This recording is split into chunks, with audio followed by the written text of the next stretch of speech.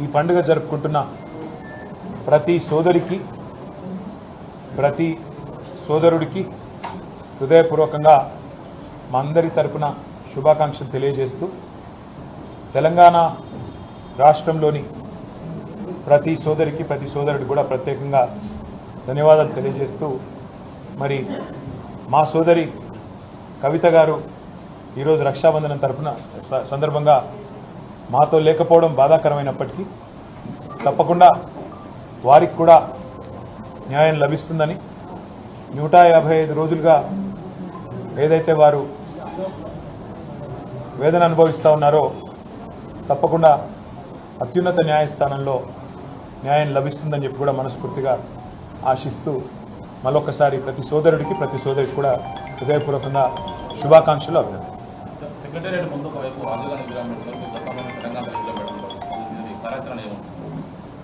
Secretariat సంబంధించి ఒక చిన్న నేపథ్యం మీకు చెప్పాలి. ఆ సెక్రటేరియట్ ఆనాడు ఉమ్మడి ఆంధ్రప్రదేశ్లో ఎంత అస్తవ్యస్తంగా ఉండేదో మీకు తెలుసు, మాకు తెలుసు. విలేకరులు మిత్రులు అక్కడ కూర్చోవాలన్నా, ఎవరితోనన్నా కనీసం మాట్లాడాలన్నా, లేదా వచ్చిపోయే ప్రజలకు కూడా అక్కడ ఎంత అసౌకర్యంగా ఉండేదో. ఒక అగ్ని ప్రమాదం జరిగితే అక్కడ కనీసం ఒక ఫైర్ ఇంజిన్ రాలేని పరిస్థితి ఉండేదో మీ అందరికీ కూడా తెలుసు. ఇవన్నీ చూసిన తర్వాత తెలంగాణ రాష్ట్రం ఏర్పడ్డ తర్వాత పెద్దలు మా పార్టీ అధ్యక్షులు తెలంగాణ తొలి ముఖ్యమంత్రి కేసీఆర్ గారు ఒక మంచి నిర్ణయం తీసుకున్నారు.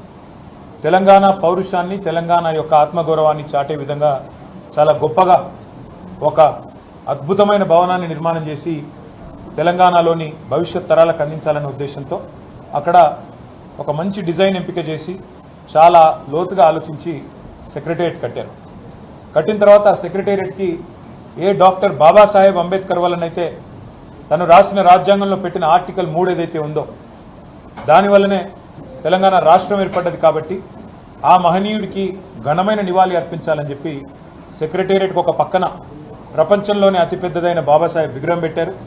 అదేవిధంగా సెక్రటేరియట్కి కూడా డాక్టర్ బాబాసాహెబ్ అంబేద్కర్ గారి పేరే పెట్టారు. దాంతోపాటు కేసీఆర్ గారు అసెంబ్లీలోనే చెప్పారు, ఆ సెక్రటేరియట్లో కూర్చుని పరిపాలించే పాలకులు ఎవరైనా భవిష్యత్తులో వారికి వందలాది మంది తెలంగాణ బిడ్డలు ఎవరైతే త్యాగాలు చేశారో, తమ ప్రాణాలు అర్పించారో, అమరులయ్యారో వారి ఆశయాలు, వారి త్యాగం నిరంతరం గుర్తుండే విధంగా, వారి త్యాగ నిరతి నిరంతరం జ్వలిస్తూనే ఉండే విధంగా అమర జ్యోతిని కూడా సెక్రటేరియట్కి ఎదురుగానే అద్భుతంగా ఒక పర్యాటకులను కూడా ఆకర్షించే విధంగా, అదేవిధంగా ఆ స్ఫూర్తి పాలకులకు కూడా నిరంతరం అందే విధంగా అమర జ్యోతిని ఎదురుగా పెట్టడం జరిగింది. పెట్టిన తర్వాత తెలంగాణ అస్తిత్వానికి ప్రతీక, తెలంగాణ ఆత్మగౌరవానికి ప్రతీక అయిన తెలంగాణ తల్లిని అక్కడే ప్రతిష్ఠించాలన్న ఉద్దేశంతో ఒక అద్భుతమైన ఐలాండ్ను కూడా అక్కడ క్రియేట్ చేయడం జరిగింది. ఇదివరకు అది లేదు, ఐలాండ్ అక్కడే క్రియేట్ చేయడం జరిగింది. చేసి ఆనాడు దశాబ్ది ఉత్సవాల్లోనే నిర్ణయం తీసుకున్నాం అక్కడ తెలంగాణ తల్లిని ప్రతిష్ఠించాలని. కానీ ఈరోజు కాంగ్రెస్ పార్టీ ఎంత కుసంస్కార పార్టీ అంటే, ఆ ముఖ్యమంత్రి జై తెలంగాణ అన్నాడు, అంబేద్కర్ విగ్రహానికి దండేయడు, 125 ఫీట్ల ఎత్తుల్లో ఉండే అంబేద్కర్ విగ్రహాన్ని కనీసం స్వతంత్ర దినోత్సవం నాడు కానీ 14 ఏప్రిల్ నాడు ఆయన జయంతి నాడు కానీ కనీసం అక్కడ లైటింగ్ ఏర్పాటు చేయరు, కనీసం పరిశుభ్రత కూడా పాటించరు. అమరజ్యోతి ఇంతవరకు కనీసం పర్యాటకుల కోసం ఓపెన్ కాలేదు. ఇంకా పైపెచ్చు ఇవన్నీ చాలదన్నట్టు ఏ రాజీవ్ గాంధీ గారైతే తెలంగాణ బిడ్డ అంజయ్యను అవమానించారో ఆ అంజయ్య గారి పేరు పక్కనే ఉండే పార్కుకు పెట్టింది ఆనాడు ప్రభుత్వం. కానీ అంజయ్య గారి పేరు పోయింది, అది లుంబిని పార్క్ అయింది. ఇప్పుడు ఏ అంజయ్య గారిని అయితే అవమానించిన వ్యక్తి ఉన్నారో ఆయన విగ్రహాన్ని తెచ్చి మా నెత్తిన రుద్దడం అంటే ఇది ఎంతవరకు న్యాయం అని చెప్పి వాళ్ళు నేను మా పార్టీ తరఫున అడుగుతా ఉన్నాం. మేము 10 ఏళ్ళు చాలా సంస్కారవంతంగా వ్యవహారం చేసినాం. రాజీవ్ ఆరోగ్యశ్రీ అనే పథకం ఉంటే దాని పేరు మార్చలేదు, అట్లే కొనసాగించాం. మా పేరు పెట్టుకోవచ్చు, ఇంకో పేరు పెట్టవచ్చు, కానీ మార్చలేదు. రాజీవ్ రహదారి అని స్టేట్ హైవే ఉంటే దాని పేరు కూడా మార్చలేదు.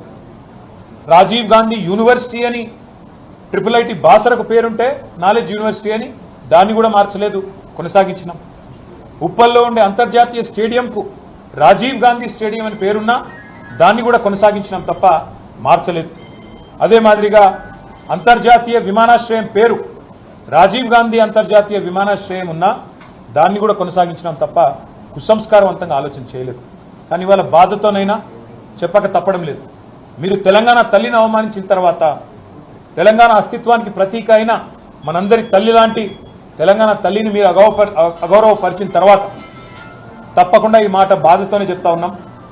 రాజీవ్ గాంధీ గారు మరి తెలంగాణకు ఆయనకు సంబంధం ఏందో నాకే తెలియదు. రాహుల్ గాంధీ దగ్గర మార్కులు కొట్టేయాలంటే మీ గాంధీ భవన్లో పెట్టుకో, లేదా జూబ్లీహిల్స్లో నీ ఇంట్లో పెట్టుకో, ఎవరు వద్దంటలేదు. ఇప్పుడు ఆపరేషన్ లేకుండానే మోకాళ్లకు ప్లాస్మా ట్రీట్మెంట్. మీ ఆర్థోపెటిక్ సమస్యలన్నిటికీ రోబోటిక్ టెక్నాలజీ ద్వారా తక్కువ ఖర్చుతో శాశ్వత పరిష్కారం. Free consultation. ప్రతి ట్రీట్మెంట్ పై 20% డిస్కౌంట్. ఈ ఆఫర్ కొద్ది రోజులు మాత్రమే. త్వరపడండి. V9 hospitals 9281465842.